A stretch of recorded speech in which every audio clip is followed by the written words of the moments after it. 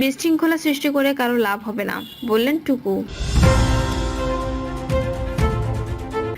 অন্তর্বর্তী সরকারকে ফারুক, আপনাদের নিয়ে সমালোচনা হবে কিন্তু মনোবল হারাবেন না। পলিশ করা মিনিকেট চাল নিয়ে কারসাজি, 2 সপ্তাহের ব্যবধানে কেজিতে দাম বেড়েছে 8 থেকে 10 টাকা। এবং সর্বশেষ জানাবো, সিন্ডিকেট ভাঙতে টেন্ডার প্রস্তাবের 10% বিধান বাতিল। শুনছিলেন সংবাদ শিরোনাম, এবারে বিস্তারিত। বিশৃঙ্খলা সৃষ্টি করে কারো লাভ হবে না, বললেন টুকু। বিএনপির জাতীয় স্থায়ী কমিটির সদস্য ইকবাল হাসান মাহমুদ টুকু বলেছেন, ইসলাম ও তৌহিদি জনতার নামে দেশে বিশৃঙ্খলা সৃষ্টি করে কারো লাভ হবে না, বরং সারা বিশ্বের কাছে বাংলাদেশে উগ্র ধর্মীয় উত্থান হচ্ছে বলে কুৎসা উঠছে। তিনি বলেন, এই যে রাস্তাঘাটে যেগুলো বাংলাদেশে প্রচলিত ছিল সেগুলো বন্ধ করার চেষ্টা চলছে। আজকে বিশ্বব্যাপী আমাদের সম্বন্ধে নানা রকম কুৎসা রটানো হচ্ছে। ইসলাম শুধু সৌদি আরবের ধর্ম নয়, ইসলাম সারা বিশ্বের ধর্ম। এখন সৌদি আরবের যে সংস্কৃতি, তেমনি আমাদের একটি সংস্কৃতি আছে, একটার সঙ্গে আরেকটার মিল নেই। সুতরাং ইসলাম হচ্ছে একটা সাম্যের ধর্ম, সেখানে আরবীয় সংস্কৃতির প্রচলন করতে গিয়ে দেশীয় সংস্কৃতি ধ্বংস করার চেষ্টা হচ্ছে। তিনি আরো বলেন, সমাজের মধ্যে যারা বিরোধ তৈরির কাজটি করছে তারা ইসলামের সেবা করছে না, মানুষের সেবা করছে। এসবের মধ্য দিয়ে দেশকে একটা গৃহযুদ্ধের দিকে ঠেলে দেওয়া হচ্ছে। টুকু বলেন, আমাদের মুক্তি এসেছে কিন্তু এখনো পরিপূর্ণভাবে আসে নাই। বাংলাদেশের মানুষ অপেক্ষা করছে 18 বছর, তারা ভোট দিতে পারে নাই, তাদের মনোনীত নির্বাচিত সরকার গঠন করতে পারে নাই। তিনি বলেন, গণঅভ্যুত্থানের প্রায় 8 মাস পেরিয়েছে, এখনো পর্যন্ত আমরা সরকারের কাছ থেকে নির্বাচনের কোনো রোডম্যাপ পাইনি। নির্বাচন যত দেরি হবে তত পানি খোলা হবে এবং পতিত হাসিনা ও তার দোসররা যাদের কাছে বস্তা ভর্তি টাকা আছে তাদের সুযোগ বেড়ে যাবে। অন্তর্বর্তী সরকারকে ফারুক, আপনাদের নিয়ে সমালোচনা হবে কিন্তু মনোবল হারাবেন না। বিএনপি চেয়ারপারসন উপদেষ্টা জয়নুল আবেদিন ফারুক অন্তর্বর্তীকালীন সরকারের উদ্দেশ্যে বলেছেন, হাসিনা ভারতের প্রধানমন্ত্রী নরেন্দ্র মোদীর আশ্রয় থেকে ডক্টর ইউনূস সরকারকে অস্থিতিশীল করার প্রচেষ্টা চালাচ্ছেন। তাই আপনাদের নিয়ে আলোচনা সমালোচনা হবে কিন্তু আপনাদের কাছে অনুরোধ, মনোবল হারাবেন না। জয়নুল আবেদিন ফারুক বলেন, আমরা আপনাদের সমর্থন দিচ্ছি এবং দিয়ে যাব। তারেক রহমান স্পষ্টভাবে বলে দিয়েছেন, আপনারা হারলে বাংলাদেশ হেরে যাবে, জাতীয়তাবাদী শক্তি হেরে যাবে। আপনাদের আশপাশে কিছু লোক আপনাদের নিরাশ করার পরিকল্পনা করছে, এদের সতর্ক করে দেন অথবা বের করে দেন। নির্বাচন বানচাল করার যারা ষড়যন্ত্র করেছে। তিনি বলেন, আমাদের ঐক্য থাকতে হবে, বন্ধুত্বপূর্ণ সম্পর্ক রাখতে হবে। অবিচার যারা করেছে তারা নির্মমভাবে ক্ষমতা থেকে বিতাড়িত হয়েছেন। আওয়ামী লীগ হচ্ছে তার উদাহরণ। হাসিনা বাংলাদেশকে ধ্বংস করার চক্রান্ত করেছিলেন, ছাত্র জনতার আন্দোলনে তার পতন হয়েছে। পলিশ করা মিনিকেট চাল নিয়ে কারসাজি, 2 সপ্তাহের ব্যবধানে কেজিতে দাম বেড়েছে 8 থেকে 10 টাকা। প্রতি বছর রমজানের সময় সাধারণ চালের দাম কম থাকে, কারণ এই সময় চালের চাহিদা কমে যায়। বিশেষ করে রমজানের মাঝামাঝিতে এসে প্রায় সব ধরনের নিত্যপণ্যের দামই তুলনামূলক কম থাকে। কিন্তু এবার চালের দাম না কমে উল্টো বেড়েছে, বিশেষ করে মিনিকেট চালের দাম। রাজধানীর কাউরান বাজার, বাবুবাজার ও তুরাগ এলাকায় নতুন বাজারে খোঁজ নিয়ে দেখা যায়, মাত্র 2 সপ্তাহের ব্যবধানে মিনিকেট চালের দাম কেজিতে 8 থেকে 10 টাকা পর্যন্ত বেড়েছে। সরু চাল নাজের শাইলের দাম তেমন না বাড়লেও ভালো মানের এই চালের কেজি 85 টাকা ছাড়িয়ে গেছে। এতে বিভাগে পড়েছেন ভোক্তারা। ব্যবসায়ীরা বলছেন, বাজারের চাহিদার তুলনায় মিনিকেট চালের সরবরাহ কম, যে কারণে এই চালের দাম বাড়তি। এ প্রসঙ্গে বাজার সংশ্লিষ্ট ব্যক্তিরা বলেছেন, মিনিকেট নামে ধানের কোনো জাত নেই, তাই মিনিকেট নামে কোনো চালও নেই।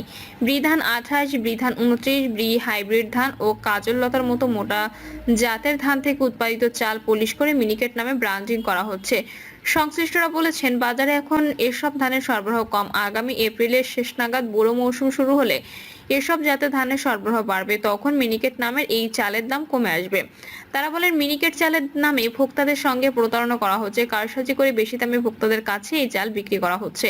গতকাল বাজার ঘুরে দেখা যায়, মানভেদে প্রতি কেজি মিনিকেট 78 থেকে 84 টাকা কেজি দরে বিক্রি হচ্ছে, যা 2 সপ্তাহ আগে 70 থেকে 75 টাকার মধ্যে পাওয়া গেছে। এছাড়া বাজারে অন্যান্য চালের মধ্যে মানভেদে প্রতি কেজি নাজের শাইল 79 থেকে 85 টাকা এবং মোটা চাল ইরি অথবা স্বর্ণা 50 থেকে 55 টাকা কেজি দরে বিক্রি হচ্ছে। রাজধানীতে খুচরা ও পাইকারি বাজারের মধ্যে অন্যতম কাউরান বাজার। এই বাজারের মেসার্স মান্নান রাইস এজেন্সির মোহাম্মদ মান্নান বলেন, অন্যান্য চালের দাম তেমন না বাড়লেও মিনিকেট চালের দাম বেশ বাড়তি। তিনি বলেন, গত 2 সপ্তাহের ব্যবধানে ধাপে ধাপে প্রতি কেজি মিনিকেট চালে 10 টাকা পর্যন্ত বেড়েছে। তিনি বলেন, বাজারে এখন এই চালের সরবরাহ কম, যাদের কাছে মজুদ আছে তারা অল্প অল্প করে মিনিকেট চাল বাজারে ছাড়ছেন। একই কথা জানালেন এই বাজারের মেসার্স মতলব ট্রেডার্স ও আল আমিন ট্রেডার্সের বিক্রেতারাও। সরকারের বিপণন সংস্থা ট্রেডিং কর্পোরেশন অব বাংলাদেশ বিভিন্ন নিত্যপণ্যের বাজার দর নিয়ে প্রতিবেদন তৈরি করে। সংস্থাটির প্রতিবেদনের তথ্য বলছে, গত বছর এই সময় রাজধানীর খুচরা বাজার প্রতি কেজি মিনিকেট নাজির শাইল বিক্রি হয়েছে ৬২ থেকে ৭৫ টাকা, আর মোটা চাল ইডি অথবা স্বর্ণা বিক্রি হয়েছে ৪৮ থেকে ৫২ টাকায়। রাজধানীতে চালের সবচেয়ে বড় পাইকারি বাজার বাবুবাজার পাইকারি চাল ব্যবসায়ী সমিতির সাধারণ সম্পাদক নিজামুদ্দিন এ প্রসঙ্গে বলেন, বাজারে মিনিকেট চালের সরবরাহ কম, তাই দাম নেই বাড়তি।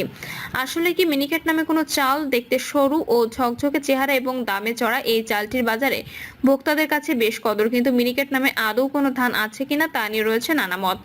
বাংলাদেশ ধান গবেষণা ইনস্টিটিউট সূত্র জানিয়েছে, মিনিকেট নামে কোনো ধান নেই। ব্রির উদ্ভাবিত বিভিন্ন সরু আকৃতির ধান থেকে উৎপাদিত চাল পলিশ করে বাজারে মিনিকেট নামে বিক্রি করেন ব্যবসায়ীরা। অন্যদিকে ব্যবসায়ী ও মিল মালিকরা বলছেন, চাল ছাঁটাইয়ের কোনো মেশিন নেই। তাদের দাবি, উত্তরাঞ্চলে আবাদ হওয়া জেরাশাইল ধান কৃষকরা মিনিকেট নামে বাজারে বিক্রি করেন। এই ধান থেকে তৈরি হয় মিনিকেট চাল। কেউ কেউ দাবি করেছেন, বাজারে মিনিকেট নামে যে চাল পাওয়া যায় সেটার উৎপত্তি ভারতের এক ধরনের ধানের বীজের প্যাকেট থেকে। মিনিকেট শব্দটি এসেছে ইংরেজি মিনিকেট থেকে, যা কোনো ধানের জাত নয়। এটা এক ধরনের প্রোগ্রাম বা কর্মসূচি। ভারত সরকার কৃষকদের উপহার হিসেবে যে প্যাকেটে ধানের বীজ দিত তা মিনিকিটা নামে পরিচিত। এ জাতের আবাদ বাংলাদেশের সীমান্ত এলাকায় শুরু হয়, পরে তা বাংলাদেশে ব্যাপকভাবে ছড়িয়ে পড়ে। এদিকে মোটা ধান পলিশ করে মিনিকেট বানানোর এই প্রক্রিয়া বন্ধে আইন করার উদ্যোগ নিয়েছে সরকার। ইতিমধ্যে মিনিকেট নামে কোনো চাল বাজারজাত না করতে ব্যবসায়ী ও মিল মালিকদের নির্দেশ দিয়েছে খাদ্য মন্ত্রণালয়, কিন্তু বাজারে দেদার মিনিকেট নামে চাল বিক্রি হচ্ছে।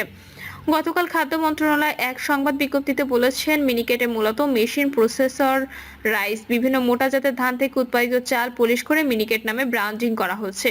খাদ্য মন্ত্রণালয় জানিয়েছে, এখন আমন মৌসুমের শেষের দিকে এবং বোরো মৌসুম শুরুর মধ্যবর্তী সময় প্রতি বছরের সময় চালের দাম কিছুটা বৃদ্ধি পায়। তবে এবছর বর্তমান অন্তর্বর্তীকালীন সরকারের পদক্ষেপের কারণে চালের দাম সহনীয় পর্যায়ে রয়েছে। চলতি মার্চ ও এপ্রিল মাসে সরকার খাদ্য বান্ধব কর্মসূচি ভিজিডি, ওএমএস ও টিসিবির মাধ্যমে প্রায় ৭ লাখ টন চাল বিতরণ করা হবে। খাদ্য মন্ত্রণালয় জানিয়েছে, চলতি অর্থ বছরে এখনো পর্যন্ত সরকারি বেসরকারি উদ্যোগে ৮.৫ মাসে মোট ৫,৯৮,৪০০ টন চাল আমদানি হয়েছে। সব মিলিয়ে চালের কোনো সংকট নেই। মিনিকেটের মতো চালের মূল্যবৃদ্ধি বাজারে কোনো নেতিবাচক প্রভাব ফেলবে না। সিন্ডিকেট ভাঙতে টেন্ডার প্রস্তাবে ১০% বিধান বাতিল। প্রধান উপদেষ্টা প্রেস সচিব শফিকুল আলম বলেছেন, প্রাক্কলিত মূল্যের 10% কম হলে টেন্ডার প্রস্তাব বাতিলের বিধান বাতিল করেছে সরকার। আগে কাজের মূল্যায়নের জন্য বিদ্যমান ম্যাট্রিক্সের কারণে একই প্রতিষ্ঠান বারবার কাজ পেত। এই পদ্ধতির পরিবর্তে নতুন সক্ষমতা ম্যাট্রিক্স করা হবে। এতে করে সিন্ডিকেট ভাঙা সম্ভব হবে। শফিকুল আলম জানান, বৃহস্পতিবার রাজধানীর তেজগাঁওয়ে প্রধান উপদেষ্টা অধ্যাপক মোহাম্মদ ইউনূসের সভাপতিত্বে অনুষ্ঠিত উপদেষ্টা পরিষদের সভায় এই সিদ্ধান্ত নেওয়া হয়। তিনি জানান, সরকারি ক্রয় প্রক্রিয়ার স্বচ্ছতা ও প্রতিযোগিতা বাড়াতে এবং সিন্ডিকেট ভাঙতে পাবলিক প্রসিকিউরমেন্ট অধ্যাদেশের সংশোধনী আনা হয়েছে। বর্তমানে